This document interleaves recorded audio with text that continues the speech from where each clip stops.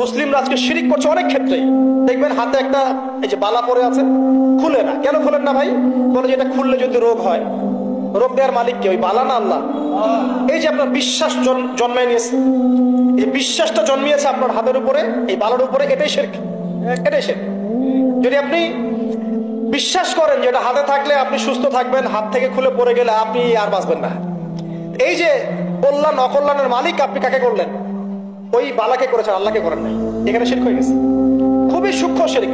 আপনি নামাজ পড়ছেন মনে করেন, এখন কিছু মানুষ আসলো, এখন দেখছেন যে হুজুর তো আমার নামাজ দেখছে, নামাজটা খুব সুন্দর করে পড়ার চেষ্টা করলেন, লম্বা নামাজ, সেজদায় গিয়ে আর উঠছেন না, খুব সুন্দর নামাজ পড়ছেন।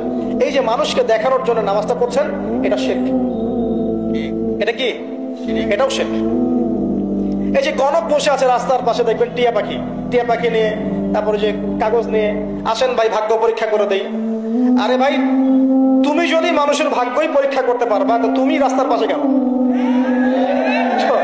তোমার ভাগ্য কেউ পরীক্ষা করেনি কখনো? এতটুকু কমন সেন্স আমাদের নাই? ও যদি আমার ভালো মন্দ করতে পারে, ভবিষ্যৎ বলতে পারে, তাহলে ও রাস্তার পাশে বসে আছে কিছু? ওর তো প্রাইম মিনিস্টার হওয়ার কথা, ওর তো ইলেকশন করার কথা।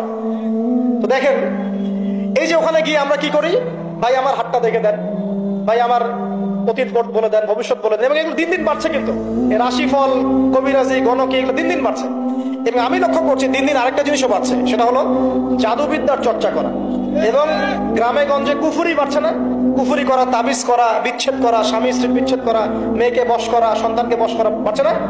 সবই শিরক, এগুলো সবই কুফুরি। এগুলো মুসলিমরা করছে না।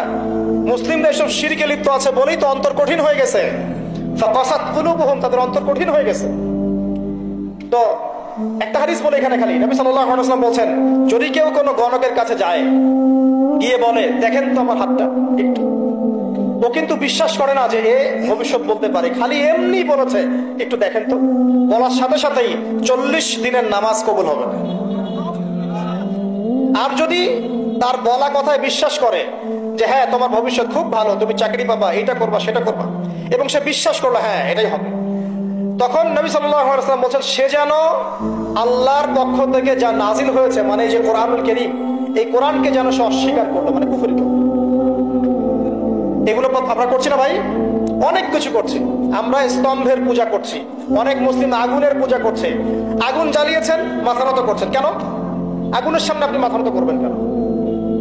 আপনি একটা স্তম্ভের সামনে, গাছের সামনে দাঁড়িয়ে মাথা নত করে ধ্যান করবেন কেন?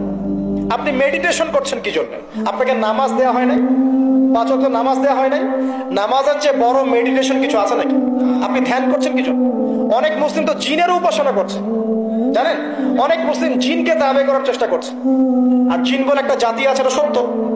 এরকম প্রতিটা ক্ষেত্রে শিরক আছে। শিরক কথায় আছে, কাজে আছে, বিশ্বাসে আছে।